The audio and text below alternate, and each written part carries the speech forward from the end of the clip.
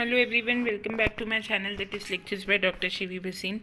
आज हम अपने टॉपिक का कंटिन्यूशन लेकर आए हैं। जो लास्ट वीडियो था वो हमने देखा था प्लाज्मा मेम्ब्रेन के स्ट्रक्चर और फंक्शन का। अब हम ट्रांसपोर्ट अक्रॉस प्लाज्मा मेम्ब्रेन की बात करेंगे, यानी कि प्लाज्मा मेम्ब्रेन का जो मेन फंक्शन है वो क्या होता है और किस तरह से परफॉर्म होता है, ये हम देखेंगे। प्लाज्मा मेम्ब्रेन के बारे में मैंने आपको बता दिया था कि प्लाज्मा मेम्ब्रेन जो है वो एक सिलेक्टिवली परमिएबल मेम्ब्रेन है जो कि सेल को उसकी आइडेंटिटी प्रदान करती है और जिसके थ्रू सेल के अंदर कोई भी मॉलिक्यूल आएगा या सेल से बाहर जाएगा। और ये भी बताया था कि प्लाज्मा मेम्ब्रेन हर मॉलिक्यूल को अंदर नहीं आने देती, ये सेमी परमिएबल इन नेचर होती है, मतलब कि इसे क्रॉस करके केवल ही कुछ ही मॉलिक्यूल्स सेल के अंदर आ सकते हैं या सेल से बाहर जा सकते हैं। ठीक है, फ्री एक्सचेंज ये मॉलिक्यूल्स के बीच में प्रोवाइड करती है, पर ये semi permeable, only some molecules are allowed to enter inside and some molecules are allowed to go from the plasma membrane outside. अब इसका जो मोड ऑफ ट्रांसपोर्ट है प्लाज्मा मेम्ब्रेन का वो क्या क्या है। एक है पैसिव, मतलब किस तरह से मॉलिक्यूल्स का जो ट्रांसपोर्ट है वो प्लाज्मा मेम्ब्रेन में होता है। तो इसमें ध्यान रखिएगा, बेसिकली दो प्रकार के ट्रांसपोर्ट्स होते हैं, पैसिव ट्रांसपोर्ट और एक्टिव ट्रांसपोर्ट। पैसिव ट्रांसपोर्ट जो है वो 4 टाइप का होता है, simple diffusion, facilitated diffusion, filtration और ऑस्मोसिस। और एक्टिव ट्रांसपोर्ट जो है वो 3 टाइप का होता है, primary active transport, secondary active transport and bulk transport. अब जो पैसिव ट्रांसपोर्ट है, पैसिव ट्रांसपोर्ट बेसिकली वो होता है जहाँ, उसको हम पैसिव ट्रांसपोर्ट बोलते हैं जहाँ कोई additional source of energy required नहीं होती है ना। अगर कोई भी ट्रांसपोर्टेशन विदाउट रिक्वायरिंग एटीपी होगा तो उसे हम पैसिव ट्रांसपोर्ट बोलेंगे। ठीक है, passive transport is the movement of ion and other atomic और molecular substances across the cell membrane without need of energy और इनपुट। ऐसा ट्रांसपोर्ट जिसमें कोई एनर्जी या इनपुट नहीं लगता वो कहलाता है पैसिव ट्रांसपोर्ट। जो रेट है पैसिव ट्रांसपोर्ट का, it depends upon the organisation and characteristic of membrane lipid and protein. किस रेट से, किस स्पीड से पैसिव ट्रांसपोर्ट होगा, किस गति से पैसिव ट्रांसपोर्ट होगा, ये डिपेंड करता है कि उस मेम्ब्रेन में लिपिड और प्रोटीन कितना है। मैंने आपको पिछले वीडियो में बताया था कि प्रोटीन और लिपिड हर मेम्ब्रेन में थोड़ा बहुत रेशो डिफर करता है। जनरली 50% लिपिड और 50% प्रोटीन होता है, पर जैसे मेमेलियन में मैंने बताया था 60 लिपिड होता है, 40 प्रोटीन होता है। तो ये डिपेंड करता है कि कितना लिपिड कितना प्रोटीन मेम्ब्रेन में है, वो डिसाइड करता है कि किस तरह से जो है वो रेट, गति क्या होगी पैसिव ट्रांसपोर्ट की। और 4 प्रकार के मेजरली बेस्ड पैसिव ट्रांसपोर्ट्स होते हैं, simple diffusion, facilitated diffusion, filtration और ऑस्मोसिस। सबसे पहले बात करते हैं सिंपल डिफ्यूजन की। डिफ्यूजन क्या है? एक्चुअली मूवमेंट है मॉलिक्यूल्स का, मटेरियल का मूवमेंट है from an area of higher concentration to an area of lower concentration.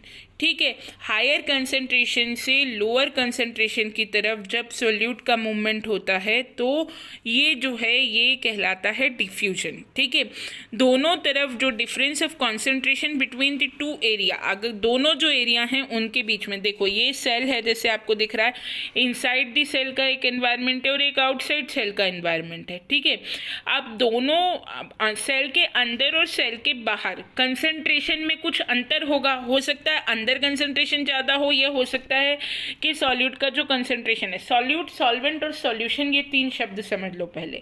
Solute वो होता है जैसे शक्कर को मैंने पानी में घोला तो शक्कर जो हो गई वो सॉल्यूट हुई, है ना। पानी जो हुआ वो सॉल्वेंट हुआ, जो घोलता है वो सॉल्वेंट होता है, जो घुलता है वो सॉल्यूट होता है, और घुलने से जो बनता है वो सॉल्यूशन होता है। तो सॉल्यूट का कंसंट्रेशन, यानी जिसे हम घोल रहे हैं, जो हमारी शक्कर थी वो हमारा सॉल्यूट था, सॉल्यूट का कंसंट्रेशन हो सकता है बाहर ज़्यादा हो सकता है अंदर ज़्यादा हो। तो ये जो कंसंट्रेशन ऑफ सॉल्यूट में अंतर है सेल के अंदर और बाहर, इसको हम कहते हैं कंसंट्रेशन ग्रेडियंट। और जितना भी हमारा पैसिव ट्रांसपोर्ट हो रहा है ये विथ द कंसंट्रेशन ग्रेडियंट है, इसका मतलब है हायर से लोअर कंसंट्रेशन ग्रेडियंट की तरफ, from a region of higher concentration gradient to a region of lower concentration gradient, इसे हम डिफ्यूजन कहते हैं। ये हम बचपन से 8-9 से डेफिनेशन पढ़ते आते हैं। अब क्योंकि कोई भी मूवमेंट अगर विद द कॉन्सेंट्रेशन ग्रेडियंट होता है तो उसमें एनर्जी की आवश्यकता नहीं पड़ती। एनर्जी कहाँ आवश्यक होती है? जहाँ अगेंस्ट द कॉन्सेंट्रेशन ग्रेडियंट हो। तो क्योंकि जितना पैसिव ट्रांसपोर्टेशन है वो विद द कॉन्सेंट्रेशन ग्रेडियंट होता है, from the region of higher concentration to a region of lower concentration होता है, इसलिए उसके अंदर जो है वो एनर्जी की एडिशनल रिक्वायरमेंट नहीं होती है।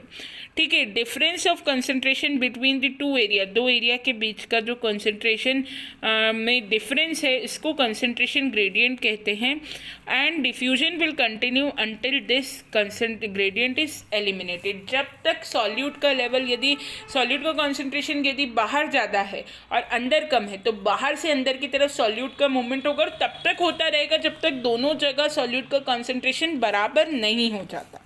ठीक है, तो diffusion is a movement of solute particles from a region of higher concentration gradient से लोअर कंसेंट्रेशन ग्रेडियंट की तरफ मूवमेंट होगा, और तब तक होगा जब तक कि दोनों तरफ का कंसेंट्रेशन ग्रेडियंट बराबर नहीं हो जाता। ठीक है, सिंपल डिफ्यूजन जो है वो पैसिव मूवमेंट ऑफ सॉल्यूट होता है, गैसेस का होता है। सिंपल डिफ्यूजन में साधारण भाषा में बोलूँ तो क्या होगा, जैसे जो गैसेस हैं वो डायरेक्टली मेम्ब्रेन में डिसॉल्व होंगी और डिसॉल्व होकर मूवमेंट हो जाएगा। ठीक है, ये कहलाएगा सिंपल डिफ्यूजन। और फैसिलिटेटेड डिफ्यूजन, दूसरे तरीके का डिफ्यूजन होता है फैसिलिटेटेड डिफ्यूजन। इसमें क्या होता है कि movement of molecule it is again determined by relative concentration gradient. इसमें भी हायर कंसेंट्रेशन ग्रेडियंट से लोअर कंसेंट्रेशन ग्रेडियंट की तरफ ही मूवमेंट होगा, इसमें भी एनर्जी नहीं लगेगी। लेकिन जहाँ सिंपल डिफ्यूजन में गैसेस या मॉलिक्यूल्स मेम्ब्रेन में घुलकर जो है मेम्ब्रेन के अंदर जा रहे थे, यहाँ पर मेम्ब्रेन में मॉलिक्यूल घुलेगा नहीं, रादर वो कैसे अंदर जाएगा मेम्ब्रेन में, वो बना लेगा छोटे छोटे चैनल और उन चैनल्स के थ्रू वो मेम्ब्रेन में जाएगा। ठीक है, यहाँ दो प्रकार के चैनल्स के थ्रू ट्रांसपोर्ट होगा, जैसा कि आप देख सकते हैं। एक तो कैरियर प्रोटीन्स का यहाँ रोल आएगा और दूसरा आएगा चैनल प्रोटीन का। ठीक है, कुछ प्रोटीन्स इस फैसिलिटेटेड डिफ्यूजन में कुछ प्रोटीन्स सहायक होते हैं जो अपनी मदद द्वारा सेल के बाहर उपस्थित मॉलिक्यूल्स को सेल के अंदर मेम्ब्रेन के थ्रू क्रॉस करवाते हैं। ऊपर सिंपल डिफ्यूजन में क्या हो रहा था कि बाहर उपस्थित मॉलिक्यूल मेम्ब्रेन में घुल रहा था और घुल के पास हो जा रहा था। यहाँ पे क्या होगा कि मॉलिक्यूल मेम्ब्रेन में डिसॉल्व नहीं होगा, मॉलिक्यूल मेम्ब्रेन में नहीं घुलेगा, रादर कुछ प्रोटीन होंगे जो मॉलिक्यूल को मेम्ब्रेन क्रॉस कराने में मदद करेंगे। इसमें सबसे पहली कैटेगरी आती है कैरियर प्रोटीन की। ये प्रोटीन जो हैं ये स्पेसिफिक मॉलिक्यूल से बाइंड हो जाते हैं, मेम्ब्रेन पर उपस्थित स्पेसिफिक मॉलिक्यूल से बाइंड हो जाते हैं और उसके थ्रू मेम्ब्रेन के अंदर घुसते हैं। They are responsible for release of amino acid nucleosides across the plasma membrane, और ये अमीनो एसिड और न्यूक्लियोसाइड के रिलीज के लिए रिस्पॉन्सिबल होते हैं। And glucose uptake is the, glucose का जो ट्रांसपोर्टेशन होता है वो कैरियर प्रोटीन के थ्रू ही होता है। ठीक है, यानी कि कैरियर प्रोटीन क्या है, कुछ स्पेसिफिक प्रोटीन हैं जो प्लाज्मा मेम्ब्रेन के बाहर पाए जाते हैं और वो पर्टिकुलर मॉलिक्यूल से जिसका ट्रांसपोर्ट होना रहता है उससे जुड़ जाते हैं और इन कैरियर प्रोटीन की मदद से ही मॉलिक्यूल का ट्रांसपोर्ट होता है। ठीक है, देन दूसरे हैं channel protein. They form open pore through membrane allowing the free diffusion of any molecule of appropriate size and charge. ये जो हैं ये ओपन पोर बनाते हैं और इनके थ्रू किसी भी अप्रोप्रिएट साइज और किसी भी प्रॉपर चार्ज वाले मॉलिक्यूल का ट्रांसपोर्टेशन जो है वो हो सकता है। ये ओपन पोर हैं, ये चैनल टाइप स्ट्रक्चर बना रहे, जैसे गेटवे चैनल टनल नहीं होते जिनके थ्रू आराम से कोई भी मॉलिक्यूल, जैसा चैनल होगा मतलब जिस तरह के चार्ज का मॉलिक्यूल होगा उसके अकॉर्डिंग चैनल होगा और उसके थ्रू साइज और चार्ज दो क्राइटेरिया होते हैं जिसके हिसाब से चैनल बनते हैं और उसके थ्रू मॉलिक्यूल्स का ट्रांसपोर्ट हो जाता है। ठीक है, channel protein allows passage between cell connected at gap junction. जो भी सेल गैप जंक्शन पे कनेक्टेड होते हैं उनसे उनके थ्रू भी ये मतलब चैनल जो है प्रोटीन का ट्रांसपोर्ट अलाउ करता है। प्लाज्मा मेम्ब्रेन में बहुत सारे वाटर चैनल पाए जाते हैं। ठीक है, प्लाज्मा मेम्ब्रेन जो होता है उसमें बहुत सारे वाटर चैनल पाए जाते हैं जिनको एक्वापोरिन्स कहते हैं। एक्वापोरिन्स एक इम्पॉर्टेंट वर्ड है। वाटर मॉलिक्यूल्स जो है जिस चैनल से पास करते हैं उन चैनल्स को हम एक्वापोरिन्स बोलते हैं। हैं, ये पूरे फॉस्फोलिपिड बाइलेयर में पाए जाते हैं। और एक और बहुत अच्छे protein channels, best known protein channels ion channels हैं, which mediate the passage of ions across plasma membrane. और जब भी किसी आयन को प्लाज्मा मेम्ब्रेन के थ्रू, जैसे सोडियम आयन है, पोटेशियम आयन है, जिसपे चार्ज है, जिसको प्लाज्मा मेम्ब्रेन के थ्रू क्रॉस करना हो, तो वो आयन चैनल से क्रॉस करेगा। Ion channel are responsible for transmission of electric signal. Electric signal का ट्रांसमिशन जो है वो आयन चैनल के थ्रू होता है। ये बहुत रैपिड ट्रांसफ़र होता है। अगर आयन चैनल के थ्रू कोई भी मॉलिक्यूल ट्रांसपोर्ट हो रहा है तो वो बहुत जल्दी ट्रांसपोर्ट होगा, मगर ये ट्रांसपोर्ट बहुत सिलेक्टेड मॉलिक्यूल का होता है और परमानेंट नहीं होता। जिस प्रकार से इसका आयन चैनल के थ्रू ट्रांसपोर्ट का एग्जाम्पल क्या है, न्यूरो ट्रांसमीटर का सिग्नल का बाइंड होना और वोल्टेज गेटेड चैनल का ओपन होना in response to electric potential across plasma membrane. आपने वो सोडियम पोटेशियम का पंप अगर पढ़ा हो तो आप देखते होंगे कि उसमें कैसे न्यूरॉन के अंदर बाहर सोडियम और पोटेशियम का ट्रांसपोर्ट होता है। तो न्यूरो ट्रांसमीटर्स बेसिकली वो केमिकल्स होते हैं जो कि न्यूरॉन से रिलीज होकर एक न्यूरॉन से दूसरे न्यूरॉन तक इम्पल्स ट्रांसमिट करने में मददगारी होते हैं। तो इनका जो बाइंड होने का प्रोसेस होता है वो वोल्टेज गेटेड चैनल के थ्रू होता है। ये एग्जाम्पल एक प्रकार का आयन चैनल का है। या जो सोडियम पोटेशियम पंप में हम पढ़ते हैं ट्रांसपोर्ट, वो भी आयन चैनल के थ्रू होता है। और ये जो न्यूरो ट्रांसमीटर्स का भी ट्रांसपोर्ट हो रहा है वो कैसे हो रहा है कि बहुत स्ट्रॉन्ग इलेक्ट्रिक पोटेंशियल जनरेट होता है मेम्ब्रेन के अक्रॉस, जिसके रिस्पॉन्स में ये वोल्टेज गेटेड चैनल खुलते हैं। इम्पल्स जनरेट होगा, उसकी रिस्पांस में वोल्टेज गेटेड चैनल खुलेगा और तब तुरंत एकदम से न्यूरोट्रांसमीटर सिग्नल जो है वो बाइंड हो जाएगा ओपन गेटेड चैनल से, और एकदम से जो आयन चैनल है उसके थ्रू मॉलिक्यूल का ट्रांसपोर्ट हो जाएगा। ये बहुत ही रैपिड एक्शन प्रोसेस होता है। ठीक है, तो ये कैरियर प्रोटीन किस तरह से करेंगे फैसिलिटेटेड डिफ्यूजन में। कैरियर प्रोटीन सिंपली बाहर मेम्ब्रेन के प्रेजेंट रहेंगे, रास्ता बना देंगे और इसके थ्रू मॉलिक्यूल्स को ट्रांसपोर्ट कर देंगे। और दूसरी कैटेगरी चैनल प्रोटीन की, जिसमें एक्वापोरिन्स आ गए, जिसके थ्रू वाटर जो है उसका जिन चैनल से ट्रांसपोर्ट होता है उसको एक्वापोरिन्स कहते हैं।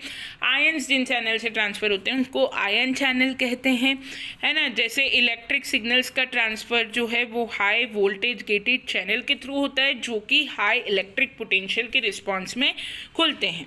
ठीक है, नेक्स्ट कैटेगरी जो आती है वो आती है ऑस्मोसिस की।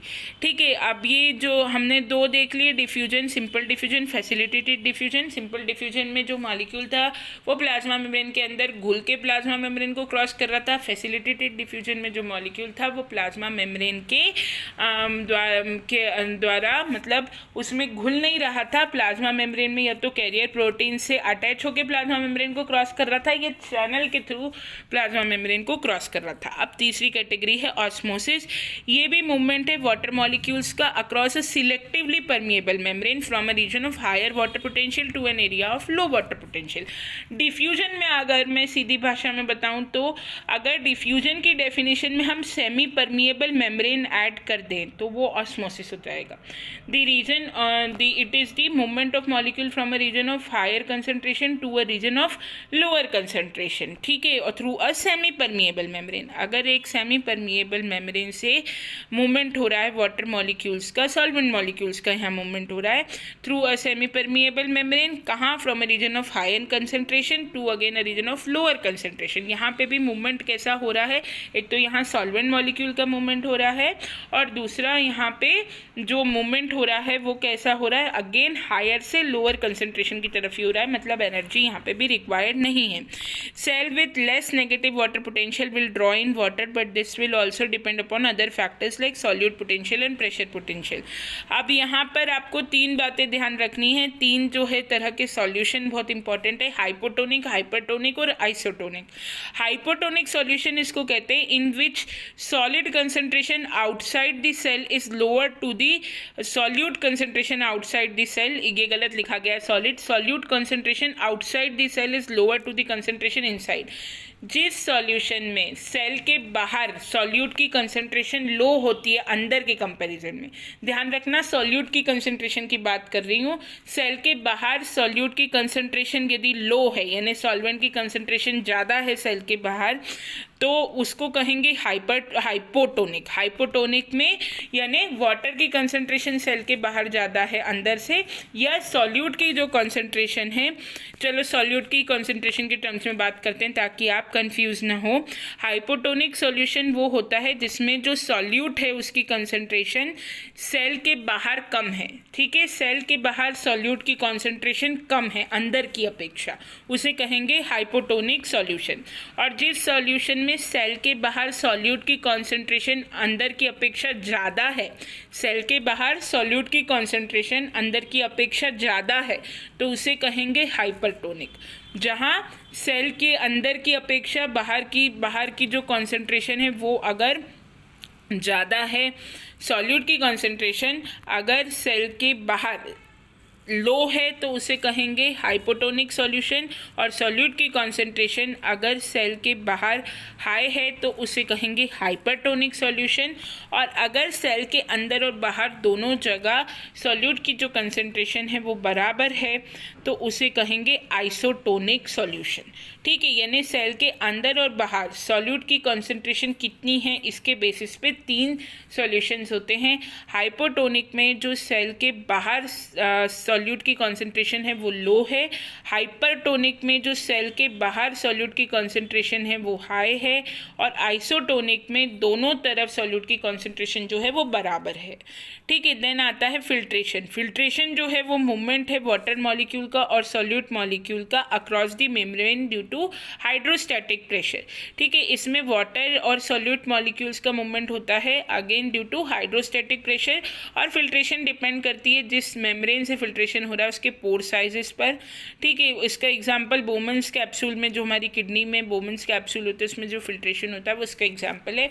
अगेन जो मूवमेंट रहता है उसमें कोई भी एनर्जी रिक्वायर्ड नहीं होती, इसलिए it is a kind of passive transport, ठीक है। अब हम आते हैं एक्टिव ट्रांसपोर्ट पे। तो एक्टिव ट्रांसपोर्ट जो होता है वो अगेंस्ट द कॉन्सेंट्रेशन ग्रेडियंट होता है, यानी अभी तक जो भी मूवमेंट हो रहा था from a region of higher concentration to a region of lower concentration हो रहा था। अब जो मूवमेंट होगा वो उल्टा होगा, from the region of lower concentration to a region of higher concentration, और इसलिए इस तरह के मूवमेंट में एनर्जी की रिक्वायरमेंट होगी, एटीपी कंज्यूम होगा, इसलिए इस तरह का मूवमेंट जो है वो कहलाता है एक्टिव ट्रांसपोर्ट, ठीक है। अब इसमें सबसे पहला होता है प्राइमरी एक्टिव ट्रांसपोर्ट, जिसे डायरेक्ट एक्टिव ट्रांसपोर्ट कहते हैं, which directly uses metabolic energy to transport molecules across the cell membrane. ये डायरेक्ट एक्टिव ट्रांसपोर्ट होता है, इसमें मेटाबॉलिक एनर्जी रिक्वायर्ड होती है जिसकी मदद से मॉलिक्यूल्स का सेल मेम्ब्रेन के अक्रॉस क्या हो जाता है, ट्रांसपोर्ट हो जाता है,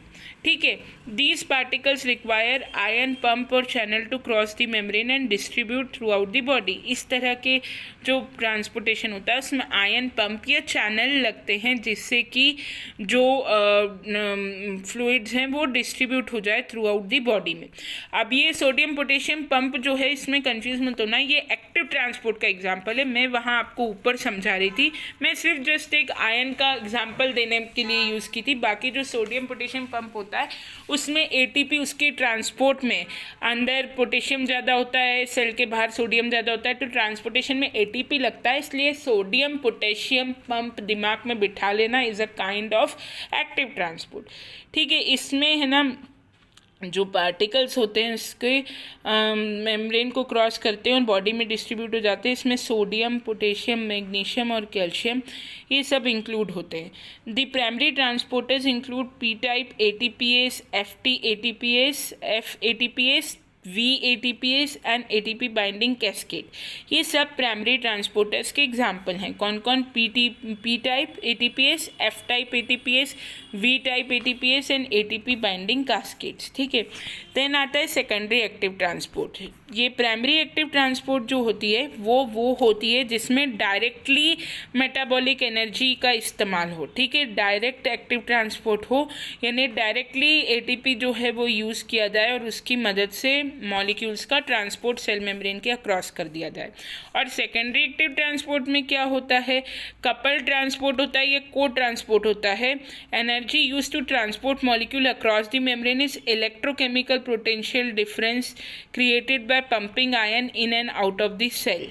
ठीक है, इसमें सेकेंडरी एक्टिव ट्रांसपोर्ट के अंदर क्या होता है, ये कपल्ड ट्रांसपोर्ट होता है, दो मॉलिक्यूल्स का इकट्ठे ट्रांसपोर्ट होता है और एनर्जी जो यूज़ होती है ट्रांसपोर्ट करने में मॉलिक्यूल्स को, वो इलेक्ट्रोकेमिकल पोटेंशियल डिफरेंस जो क्रिएट होता है आयंस के पंप होने से, उससे डिराइव एनर्जी को यूज़ करते हैं। मतलब कि जो प्राइमरी एक्टिव ट्रांसपोर्ट था ना, उसमें डायरेक्टली मेटाबॉलिक एनर्जी को यूज़ किया जा रहा था, डायरेक्टली जो मेटाबॉलिज्म से एनर्जी रिलीज हो रही थी, एटीपी रिलीज हो रहा था, उसको यूज़ किया जा रहा था। और सेकेंडरी एक्टिव ट्रांसपोर्ट में ऐसा नहीं होता है, इसमें डबल ट्रांसपोर्ट चलता है, दो मॉलिक्यूल का ट्रांसपोर्ट चलता है। एक मॉलिक्यूल के ट्रांसपोर्ट से जो एनर्जी जनरेट होती है, उस एनर्जी का इस्तेमाल करके दूसरे मॉलिक्यूल्स के अंदर, मतलब वो जो इलेक्ट्रोकेमिकल पोटेंशियल डिफरेंस क्रिएट होता है आयन की पंपिंग से, उससे जो एनर्जी जनरेट होती है, उसका इस्तेमाल करके जो ट्रांसपोर्टेशन है वो अकम्प्लिश होता है। यानी source of energy secondary active transport में इनडायरेक्ट है और प्राइमरी एक्टिव ट्रांसपोर्ट में डायरेक्ट सोर्स ऑफ एनर्जी का इस्तेमाल होता है। ह्यूमन बीइंग में सोडियम जो है उसे कॉमन को ट्रांसपोर्टर के रूप में यूज़ किया जाता है हाइड्रोजन पंप में और इलेक्ट्रोकेमिकल ग्रेडियंट क्रिएट करने में। ठीक है, सोडियम को यूज़ किया जाता है। और जो को ट्रांसपोर्ट होती है यहाँ पे, मतलब कि जो कपल ट्रांसपोर्ट है, उसमें 3 तरीके के ट्रांसपोर्टर्स यूज़ किए जाते हैं। सिम्पोर्ट एंड मतलब 3 तरह के ट्रांसपोर्ट्स होते हैं, सिम्पोर्ट, एंटीपोर्ट और यूनिपोर्ट। ठीक है, सिम्पोर्ट, एंटीपोर्ट और यूनिपोर्ट। यूनिपोर्ट वो होता है, यूनिपोर्ट ट्रांसपोर्ट हम उसको कहते हैं जिसमें केवल सिंगल मॉलिक्यूल का ट्रांसफ़र हो, जैसे कि transfer of glucose, single molecule का ट्रांसफ़र है तो यूनिपोर्ट है। अगेन इसने एग्जांपल यहाँ पर ट्रांसफ़र ऑफ ग्लूकोज का दिया, but it is not an example of active transport. ये तो सिर्फ बताया कि जब कभी, ये तो अपन ने फैसिलिटेटेड डिफ्यूजन में पढ़ा है, ये तो सिर्फ बताया कि अगर सिंगल मॉलिक्यूल का ट्रांसपोर्ट होता है तो वो यूनिपोर्ट ट्रांसपोर्ट कहलाता है। और अगर दो मॉलिक्यूल का ट्रांसपोर्ट होता है अपोजिट डायरेक्शन में, तो जैसे कैल्शियम और सोडियम आयंस का, तो वो एंटीपोर्ट कहलाता है। और अगर दो मॉलिक्यूल्स का ट्रांसपोर्ट सेम डायरेक्शन में होता है तो उसको सिम्पोर्ट कहते हैं। ठीक है, दो मॉलिक्यूल एक ही डायरेक्शन में ट्रांसपोर्ट होंगे तो वो सिम्पोर्ट कहलाएगा, एक ही मॉलिक्यूल का ट्रांसपोर्ट हो रहा है तो वो यूनिपोर्ट कहलाएगा, और दो मॉलिक्यूल अपोजिट डायरेक्शन में ट्रांसपोर्ट हो रहे हैं, यानी एक ऐसे आ रहा है और एक इधर से जा रहा है, तो वो कहलाएगा एंटीपोर्ट। ठीक है, ये 3 तरह के ट्रांसपोर्ट्स जो हैं ये आपको पता होना चाहिए। देन आता है bulk transport. In this type of transport material is moved in and out of the cell. इसमें मटेरियल जो है वो in and out of the cell move किया जाता है। सेल मेम्ब्रेन जो है वो फोल्ड्स बनाती है मॉलिक्यूल में और फिर मॉलिक्यूल का इंजेक्शन होता है। पिनोसाइटोसिस यानी कि सेल ड्रिंकिंग, छोटा मॉलिक्यूल सेल की मेम्ब्रेन के अंदर आएगा और एंगल्फ कर लिया जाएगा। फेगोसाइटोसिस यानी सेल ईटिंग, यानी बड़ा मॉलिक्यूल सेल के अंदर आएगा और एंगल्फ कर लिया जाएगा। ये सब बल्क ट्रांसपोर्ट के एग्जांपल है। यदि आप डिटेल में पिनोसाइटोसिस, फेगोसाइटोसिस, एंडोसाइटोसिस ये पढ़ना चाहते हैं, तो जो इन्नेट इम्यूनिटी का वीडियो में बहुत जल्द डालने वाली हूँ, उसमें से आप थोड़ा सा लेके इसे ऐड कर सकते हैं। वो भी प्लाज्मा मेम्ब्रेन का फंक्शन ही है, बल्क ट्रांसपोर्ट की कैटेगरी में आ रहा है। लेकिन नोट बहुत ज़्यादा लंबा हो रहा था तो इसलिए मैंने इतना ज़्यादा डालना ज़रूरी नहीं समझा, बट आप इन्नेट इम्यूनिटी का जो मैं वीडियो अपलोड करूँगी उससे लेकर एंडोसाइटोसिस, पिनोसाइटोसिस और फेगोसाइटोसिस को ऐड कर सकते हैं। ठीक है, तो ये था functions of plasma membrane. I hope आपको समझ में आया होगा। Thank you very much.